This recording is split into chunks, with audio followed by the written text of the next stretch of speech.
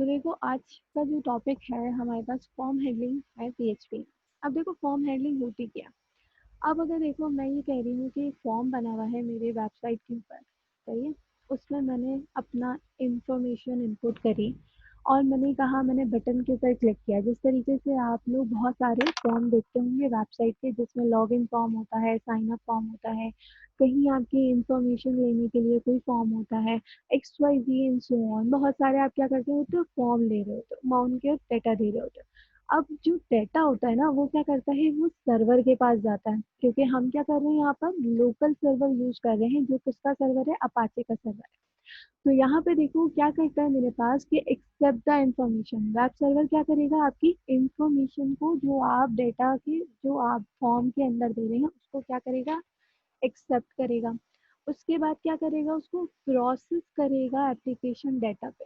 अब प्रोसेस मतलब ये है कि जैसे कि अगर मैं साइन अप फॉर्म के ऊपर कर रही हूँ, तो साइन अप फॉर्म से क्या प्रोसेस करेगा, वो डेटाबेस में जाके सेव करेगा और मुझे क्या देगा, मेरा लॉगिन करके देगा, मतलब मेरी एक आईडी बना के देगा।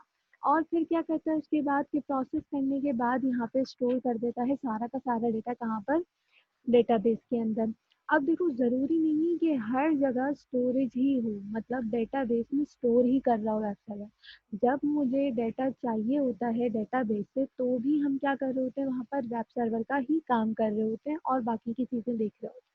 तो जब हम फॉर्म हैंडलिंग करते हैं, मतलब फॉर्म के ऊपर डेटा इनपुट देते हैं, तो हमारे पास डेटा को पास कराने के वेब सर्वर के अंदर दो मेथड होते हैं। जो दो मेथड कौन से हैं, गेट और पोस्ट, सही है। अब ये गेट क्या होता है और पोस्ट क्या होता है, अब इसको हम थोड़ा सा पहले एग्जाम्पल देख लेते हैं, मतलब इसकी एक हम प्रैक्टिस कोड देख लेते हैं। उसके बाद फिर आपको ज़्यादा क्लियरली समझ आएगा गेट और पोस्ट का मतलब क्या होता है। ठीक है, तो यहाँ पर आकर मैं जो है वो विजुअल स्टूडियो खोल लेती हूँ अपना, और हम यहाँ पर आके अपनी फाइल को सेव करवा लेते हैं वही माई फाइल्स के फोल्डर में। और मैं यहाँ पर अभी जो काम कर रही हूँ, वो मैं सिर्फ एक फॉर्म बनाऊंगी। तो मैंने यहाँ पर नाम क्या दे दूंगी, मैं इसको दे दूंगी page1.php। सही है, मैंने क्या दे दिया अपने पेज का नाम। अच्छा, ये पहले से एग्जिस्ट हुआ है, तो मैं इसको फॉर्म 1 कर देती हूँ आसानी के लिए। बल्कि हम पेज 1 नहीं करते हैं, हम करते हैं खाली पेज 1। सही, पेज 1 नाम दे दिया, क्योंकि मुझे पेजेस बनाने मल्टीपल, तो वो फिर मैं अगर फॉर्म कर दूंगी तो दूसरे पेज पे फॉर्म नहीं होगा, तो उससे आप लोग कंफ्यूज हो सकते हैं। तो ये हम यहाँ से क्या करते हैं, इसको सारा जो HTML का स्ट्रक्चर है वो ले लेते हैं। अब देखो फॉर्म बनाते हैं HTML में, अगर आप लोगों को याद हो तो कैसे बनाते थे, फॉर्म का टैग होता था, फॉर्म का ओपन और क्लोज टैग होता था। उसके अंदर आप क्या करते थे, इनपुट की चीजों को लेकर आते थे। इसी तरीके से यहाँ पर भी अगर मुझे फॉर्म के टैग चाहिए या कोई भी टैग चाहिए, तो हम यहाँ पे क्या लिखते हैं, फॉर्म। सही है, और देखो जैसे ही मैंने फॉर्म लिखा, तो हमारे पास वो दो मेथड दे रहा है। कौन से दे रहा है, एक गेट और एक पोस्ट। तो मैं क्या करती हूँ, अभी मैं गेट के ऊपर काम करती हूँ। हम गेट की एग्जाम्पल देख लेते हैं, ताकि उसको आपको सही तरीके से क्लियर हो जाएगा। तो मैंने यहाँ पर आके क्या करा, इसको एंटर। अब देखो एंटर मैंने किया, तो वो क्या कर रहा है कि इससे पहले तक HTML में, इससे पहले तक मैंने ना इस एक्शन के ऊपर काम किया और ना ही इस वाले एट्रीब्यूट के ऊपर काम किया। मतलब ये जो दो एट्रीब्यूट है मेरे लिए अभी PHP में क्या है, नए हैं। अब देखो इनको समझो कि ये दो एट्रीब्यूट एक्चुअल करते क्या हैं। अब देखो एक्शन क्या करेगा, एक्शन कहता है कि अगर आपको फॉर्म का जितना भी डाटा है, फॉर्म का डाटा से मुराद जो भी आपकी इनपुट की फील्ड है, उनका जितना भी डाटा है, वो जिस पेज पर भी चाहिए होगा, आप उस पेज का नाम यहाँ लिखेंगे। तो देखो अभी मेरे पास मेरा एक ही पेज बना हुआ है, और मैं कहूँगी कि जो फॉर्म में इनपुट दूंगी वो मुझे इसी पेज पर नजर आना चाहिए। तो मैं यहाँ पर अपने ही पेज का नाम दूंगी, जो क्या था मेरे पास, page1 और .php। इसी के साथ यहाँ पर मेथड मैंने क्या सेलेक्ट करा है, गेट। गेट मैंने क्यों किया है, इसको अभी हम देखते हैं, क्योंकि ये चीज हमारे ब्राउजर के ऊपर चल के ज्यादा अच्छे से समझ आएगा। अब देखो मैंने यहाँ पे क्या करा, अब हम फॉर्म है तो मैं ले लेती हूँ कि भाई इनपुट दो, यूजर नेम। सही है, इनपुट हम ले लेते हैं वहाँ पे फर्स्ट नेम, लास्ट नेम, और हम यहाँ पे ले लेते हैं कोई भी XYZ इंफॉर्मेशन ले लेते हैं यूजर से जो एक फॉर्म की शक्ल में आए। तो देखो फॉर्म में सबसे पहले मैं यहाँ पर लेती हूँ लेबल। अब देखो लेबल का टैग है ना, मैंने यहाँ लिखा लेबल और मैंने किया एंटर। तो ये क्या करेगा, वो मुझे लेबल का टैग लेकर आ जाएगा। मतलब आपको ओपन और क्लोजिंग टैग खुद से बनाने की ज़रूरत नहीं है। तो यहाँ पर मैंने लिखा एंटर योर फर्स्ट नेम। सही है। इसी के साथ मुझे क्या चाहिए, टेक्स्ट बॉक्स चाहिए। अब देखो टेक्स्ट बॉक्स को थोड़ा सा समझो कि हम टेक्स्ट बॉक्स बनाते कैसे थे HTML में। HTML में क्या करते थे, मैं इसको पहले HTML में बना के दिखा दूँ ताकि आप लोगों को आइडिया रहे। हम यहाँ लेते थे इनपुट। सही है। फिर हम यहाँ टाइप क्या लिखते थे, इज इक्वल्स टू। अब देखो मुझे टेक्स्ट चाहिए तो मैं टाइप क्या लिखूंगी, टेक्स्ट। इसी के साथ हम क्या लेते थे यहाँ पर name. Name is equals to, मैंने यहाँ पे लिया फर्स्ट नेम है तो मैंने यहाँ पे कर दिया एफ नेम। और इसी के साथ मैंने क्या करा, इसको इनपुट को क्लोज कर दिया। मगर देखो ये काम मुझे बहुत लेंथी, अगर मुझे बहुत सारे फॉर्म बनाइए तो मुझे क्या करना पड़ेगा, मुझे 10 बार लिखना पड़ेगा। अब देखो उसका शॉर्टकट मेथड गौर से देखना, क्योंकि हम सारी चीज़ों में इस फॉर्म को बनाने में ऐसे ही यूज़ करेंगे। अब देखो शॉर्टकट मेथड क्या कहता है, वो ये कहता है कि आप अपने टैग का नाम लिखो। टैग का नाम क्या है मेरे पास, इनपुट। तो मैंने यहाँ लिखा इनपुट। सही है। फिर उसके बाद वो ये कहता है कि भाई कोलन लगा ले। और कोलन के बाद आप क्या बताएंगे कि जो उसकी टाइप है वो नाम बताओगे। तो मेरे पास किस टाइप का मुझे चाहिए था इनपुट टैग, मुझे चाहिए टेक्स्ट की फील्ड के साथ। तो मैंने यहाँ पे आई कोलन टेक्स्ट और मैंने किया एंटर। अब देखो मैंने एंटर किया तो वो चीज़ एज इट इज़ आ गई, जो चीज़ मैंने यहाँ पर क्या किया था, मैन्युअली बनाया था। तो ये क्या है, एक एमएड प्लगइन जो हम यहाँ यूज़ कर रहे हैं, ये उसका फ़ायदा है। मैं इसको यहाँ पर क्योंकि फर्स्ट नेम का बना चुकी हूँ, तो मुझे यहाँ पर अब क्या करते हैं, हम इसको ये कह लो नेक्स्ट लाइन के लिए यूज़ कर लेते हैं। तो यहाँ पर आने के बाद मैं लगा देती हूँ 2 BR, ताकि जो है वो नेक्स्ट लाइन पर आ जाए। और इसी को हम कर लेते हैं कॉपी। और अब मैं यहाँ पे कर देती हूँ एंटर लास्ट नेम, और यहाँ पर नेम क्या कर देते हैं हम, लास्ट नेम। देन इसी के साथ मैं अगेन ले लेती हूँ और enter your city name. City name ले लेते हैं और मैंने इसको यहाँ पर करा सिटी नेम। सिटी नेम का क्या आ जाएगा, टैक्सी आ जाएगा। और यहाँ पर इसका नेम क्या हो जाएगा, यहाँ पर सिटी। अब इसके बाद मुझे लेना है जेंडर। अब देखो जेंडर के लिए हम क्या यूज करते हैं, जेंडर के लिए हम यूज करते हैं रेडियो बटन। सही है। तो रेडियो बटन किस तरीके से होगा, पहले तो मैं लेबल बना लूँ जिसमें मैं क्या लिखूंगी कि सेलेक्ट योर जेंडर, कुछ लिखा हुआ आ जाए। मैंने कहा सेलेक्ट योर जेंडर। सही है। अब देखो रेडियो बटन बनाने का क्या तरीका है। रेडियो बटन बनाने से पहले मैं एक लेबल लूंगी जो क्या करेगा, वो मुझे बताएगा कि वो रेडियो बटन है किस चीज़ का। तो उसके लिए हम यहाँ पे क्या कर लेते हैं कि मैं जेंडर के आगे थोड़ा सा स्पेस देके कोलन लगा लेती हूँ। और इसी के नीचे आके मैं यहाँ लेती हूँ लेबल। और लेबल के अंदर मैंने यहाँ लिखा मेल, ये मेल लिखा हुआ है। और मेल के बाद क्या आ जाए, इसका रेडियो बटन आ जाए। तो मैंने यहाँ पे देखो रेडियो बटन भी कहाँ से आता है, इनपुट टाइप से आता है। तो मैं देखो रेडियो बटन आप कैसे लूँगी, मैंने कहा इनपुट कोलन रेडियो। टाइप क्या होती है रेडियो बटन की, रेडियो। ये मैंने दे दिया टाइप। अब देखो नेम आ रहा है, तो नेम किसके लिए है ये वाला रेडियो बटन, मेल के लिए। सही है। और मेल क्या है मेरे पास, जेंडर। तो मैं यहाँ नेम क्या दूंगी, मैं यहाँ दूंगी नेम जेंडर। क्यों नेम जेंडर दूंगी, क्योंकि जब मेरे पास फीमेल का रेडियो बटन आए, वो और ये एक साथ दोनों सेलेक्ट ना हो।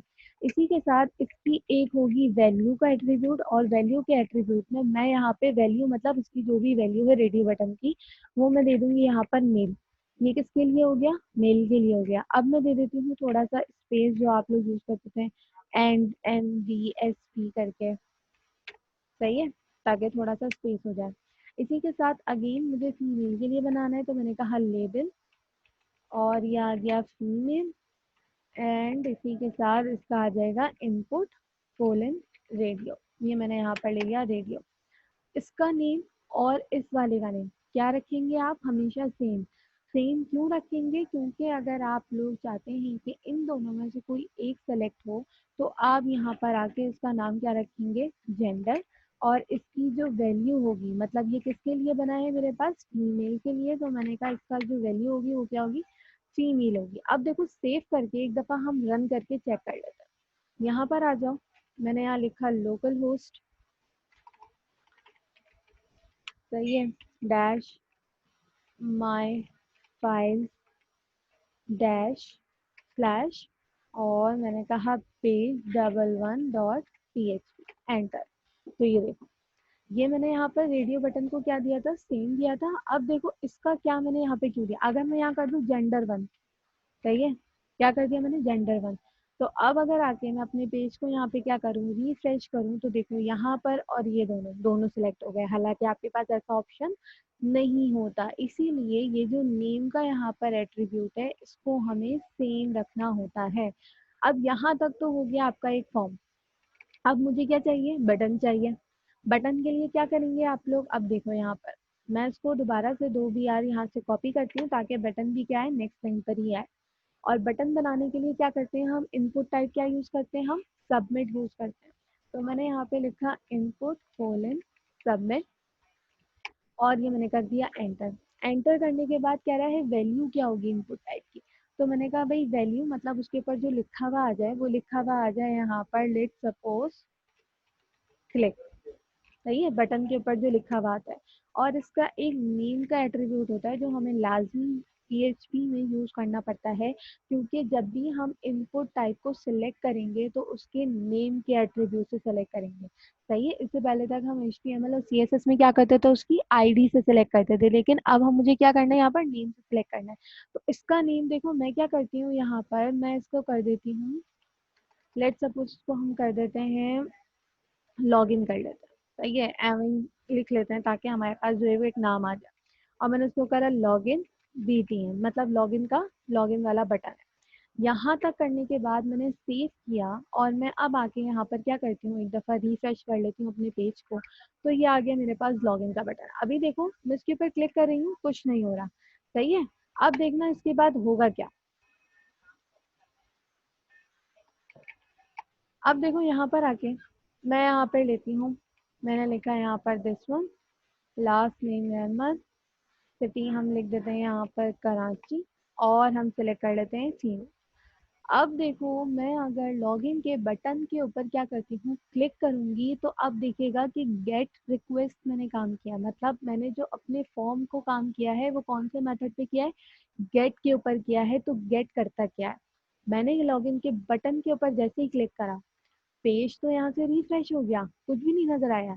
लेकिन देखो गेट मेथड क्या करता है कि जितना भी डाटा होता है वो मेरे यूआरएल में लेके चला जाता है। यहाँ पे देखो किस तरीके से, मैंने यहाँ पर नेम क्या दिया था, एफ नेम।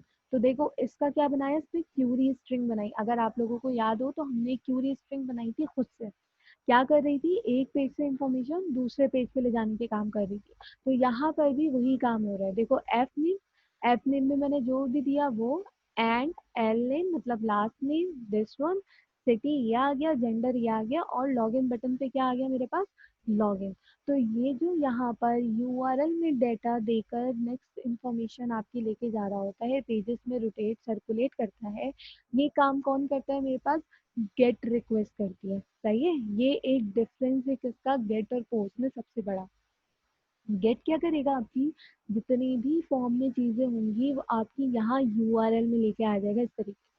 अब देखो बहुत सी जगहों पर ये कोई इंफॉर्मेशन क्या है मेरे पास काम नहीं करेगी, जैसे कि अगर हमने पढ़ा था कि मैं यहाँ पर अगर गूगल खोल लूँ, सही है, गूगल के अगर हम काम करें, और यहाँ पर मैं सर्च करूँ कंप्यूटर, तो देखो ये भी क्या करता है, इसी तरीके से कोई काम करता है। देखो इसने कहा मेरा पेज है सर्च, सही है, क्वेश्चन मार्क, क्वेश्चन मार्क के बाद क्या है, सोर्स। तो अगर आप लोग अपने में जाएं तो ये देखो क्वेश्चन मार्क, क्वेश्चन मार्क के बाद देखो आपका जो पहला एट्रीब्यूट था, क्योंकि देखो गूगल में तो एक ही है ना सर्च, तो यहाँ पर क्या बना है, आपके पास एक ही चीज बनी है। इसी के साथ ये इनकोडेड फॉर्म में वर्ड आए, फिर आपके पास आपका वर्ड आया, देन इसने क्या करा, पूरा क्रॉलिंग किया, और फिर क्या करा, सारी चीजें करी। तो ये काम क्या कर रहा है, अब देखो अगर ये चीज कंप्यूटर अगर ये यहाँ ना दिखाता, मतलब देखो ना ये यहाँ दिखा रहा है, अगर कोई ऐसी स्ट्रिंग ना होती तो कोई मसला नहीं है, मतलब आपका कोड वगैरह हैक थोड़ी हो रहा है इन चीजों से। लेकिन अगर यहाँ पर मैं पासवर्ड और अपने यूजर नेम यहाँ अगर शो कराऊं, तो क्या हो सकता है, आपके पास मसला हो सकता है। कभी अगर आप लोग लॉग इन करें अपनी आईडीज में, तो इस चीज के ऊपर गौर करना कि क्या आपकी यूआरएल में पासवर्ड और यूजर नेम शो होता है या नहीं। तो उसका जवाब मैं अभी से बता रही हूँ, लेकिन ये चीजें नोट कीजिएगा लाजमी कि आप जब भी लॉग इन करते हो तो कभी भी आपका यूजर नेम और पासवर्ड इस तरीके से यूआरएल में नहीं आता। सही है। कुछ जगहों पे तो गेट रिक्वेस्ट बहुत अच्छा काम करती है, जैसे कि मैंने अभी बताया ये सर्च वाला काम यहाँ पे दिखा दो, आपका मसला नहीं है। आपका इसमें कोड जो है वो डेटाबेस का या जो भी एक्सरसाइज है इसमें कोई मसला नहीं आ रहा। तो इसने क्या करा, इसको यहाँ पर शो करा लिया। और आप लोगों को पता होगा कि गूगल इतना पावरफुल इंजन है कि वो अपनी सारी चीजों को सिक्योर लेवल में लेके चलता है। तो वो ये चीज क्यों दिखा रहा है यहाँ पर। तो इसीलिए कुछ ऐसे डाटा होते हैं जिनको हमें शो करवाना पड़ता है, या शो कर भी जाएंगे या शो हो भी जाएंगे यूआरएल में तो कोई फर्क नहीं पड़ता। तो उन चीजों के लिए हम क्या यूज करते हैं, मेरे पास गेट रिक्वेस्ट। अब देखो ये सारा डाटा मेरे पास कहाँ आ रहा है, यूआरएल में। मैं ये कह रही हूँ कि मुझे कहाँ आना चाहिए, यहाँ नीचे लिखा हुआ आना चाहिए कि यू एंटर, फर्स्ट नेम में आ जाए you enter first name this, last name this, city this और जेंडर ये। मतलब अभी तो मेरे पास कहाँ आ रहा है, यूआरएल में आ रहा है ना, मुझे यहाँ पेज के ऊपर चाहिए। और एक चीज गौर करें आप लोग कि हमने यहाँ पर एक्शन में क्या नाम दिया था, पेज डबल वन, मतलब मैंने अपने ही पेज का नाम दिया था। तो अगर मैं यहाँ पे कोई ऐसा नाम दे दूं जो यहाँ पर एग्जिस्ट नहीं करता तो आपके पास क्या आ जाएगा, वो एरर स्पेसिफाई करेगा। तो यहाँ पर एक्शन में वही नाम देते हैं जब आपको जिस पेज पर जाना हो बटन क्लिक करने पर। सही है, एक चीज ये।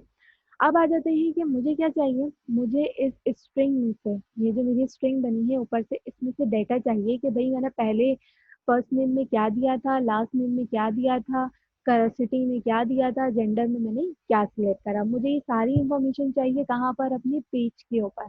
तो फिर मैं क्या करती हूँ कि जब हम क्या करते हैं यहाँ पर गेट रिक्वेस्ट का काम करते हैं तो हमें सारा काम किसके थ्रू करना पड़ता है, गेट के थ्रू ही करना पड़ता है। सही है, ये नहीं कि आप गेट से काम करें और पोस्ट के ऊपर काम कर लें, ऐसा नहीं है।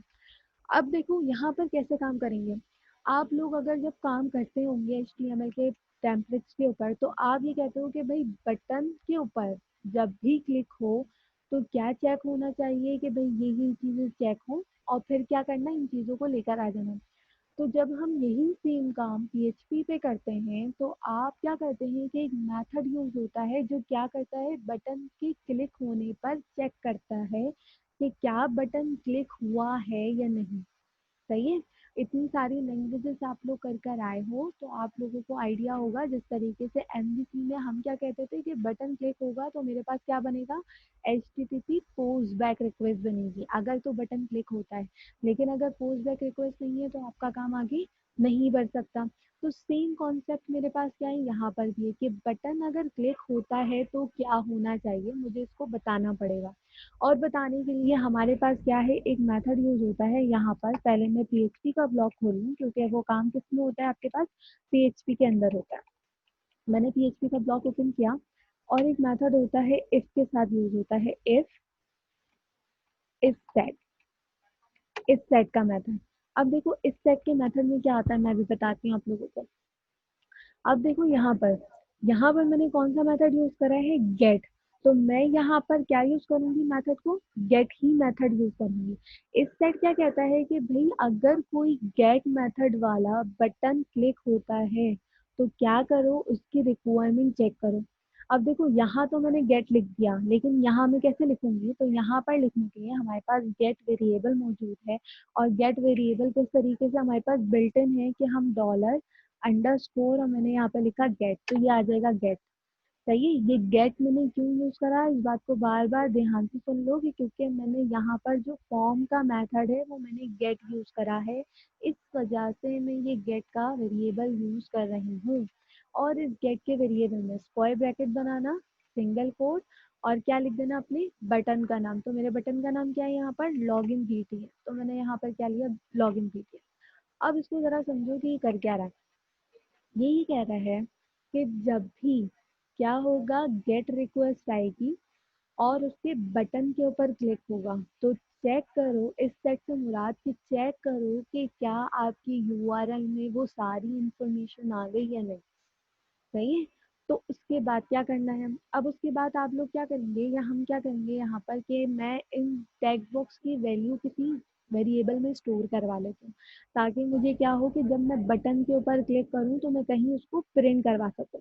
अब देखो वैल्यू कैसे लेकर आ सकते हैं, वेरिएबल बनाना आप लोगों को आते हैं, तो वेरिएबल पे क्या बना लेते हैं, मैंने फर्स्ट नेम का वेरिएबल बना देती हूँ, जो कि मैंने क्या लिख दिया, एफ नेम। और अगर आप लोगों को याद हो तो वेरिएबल कैसे बनते हैं यहाँ पर, डॉलर के सिंबल के साथ, तो इस चीज का ध्यान रखिएगा ग्लास में। ये मैंने बना लिया एक वेरिएबल। अभी देखो मैं वैल्यू नहीं दे रही, पहले मैं सारे वेरिएबल बना रही हूँ ताकि आप लोगों को ये कह लें कॉन्सेप्ट जो है वो आपको सही तरीके से क्लियर हो जाए। फिर मैंने डॉलर बनाया और डॉलर के बाद मैंने यहाँ वेरिएबल क्या बनाया, सिटी। और इसी के साथ जो मैंने क्लास लिया था वो क्या था मेरे पास, जेंडर। तो मैंने यहाँ लिखा जेंडर इज इक्वल। अब देखो ये वेरिएबल तो बना लिए। अब देखो फर्स्ट नेम कहाँ पर है, इस वाले टेक्स्ट बॉक्स में। सही है, जो पहला मेरा टेक्स्ट बॉक्स है इसमें।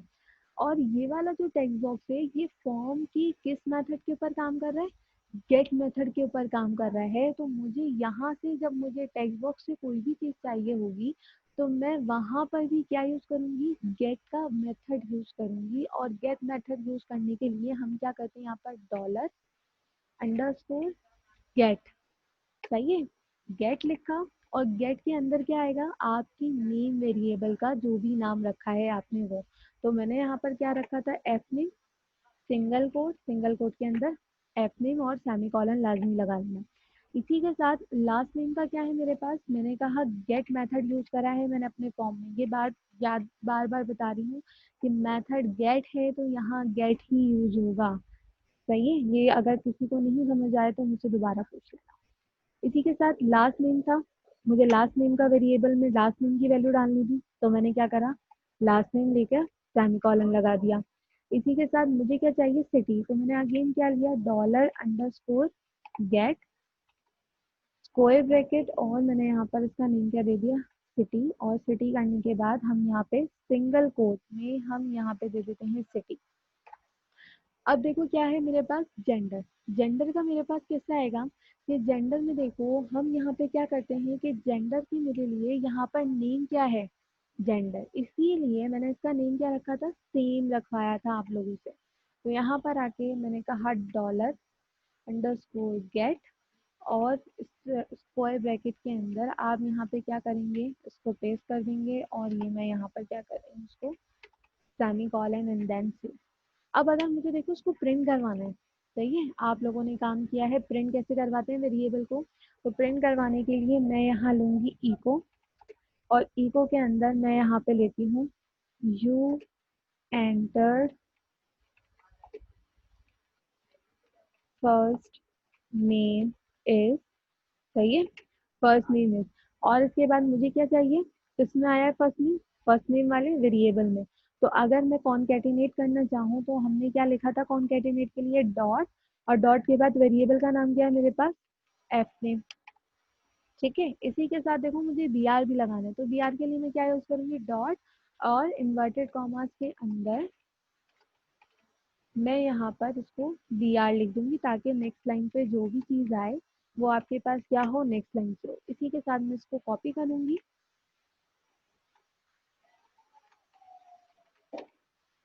सही है, और यू एंटर्ड लास्ट नेम, और इसका जो वेरिएबल है उसको चेंज कर लेना, डॉलर लास्ट नेम। इसी के साथ यू एंटर्ड सिटी नेम।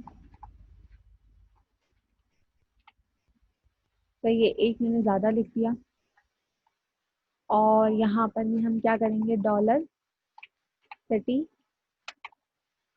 और जो लास्ट आएगा मेरा जेंडर।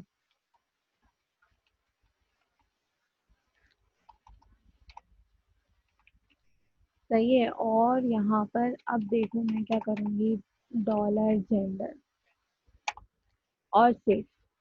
अब देखो ये क्या करेगा, यहाँ पर आके मैं इसको क्या करती हूँ, अपने पेज को रिफ्रेश कर लेती हूँ, मैंने करा एंटर। सही है, अभी कुछ नहीं है। जब मैं यहाँ पर क्या दूंगी, वैल्यूज एंटर करूंगी, तो देखना क्या होगा। ठीक है, यहाँ पर मैंने सेलेक्ट करा और मैंने यहाँ पे किया लॉगिन। तो ये देखो यहाँ पर भी आ गया, और वही डाटा कहाँ आ गया, यहाँ पर भी आ गया। ये देखो you enter first name is this, last name is this, city name is this, और जेंडर क्या है यहाँ पर। तो ये यहाँ पर आपके पास क्या हो गया, पहले पेज पर आ गया। आप देखो लॉगिन जब करते हैं या साइन अप जब करते हैं या जो भी इंफॉर्मेशन देते हो तो होता क्या है कि आपकी सारी इंफॉर्मेशन दूसरे पेज पर जाती है, मतलब इस पेज पर नहीं आती, इस पेज पर जाती है, दूसरे पेज पर जाती है। तो दूसरे पेज पर कैसे जाएगी? सही है, यहाँ तक आप लोगों को होपफुली क्लियर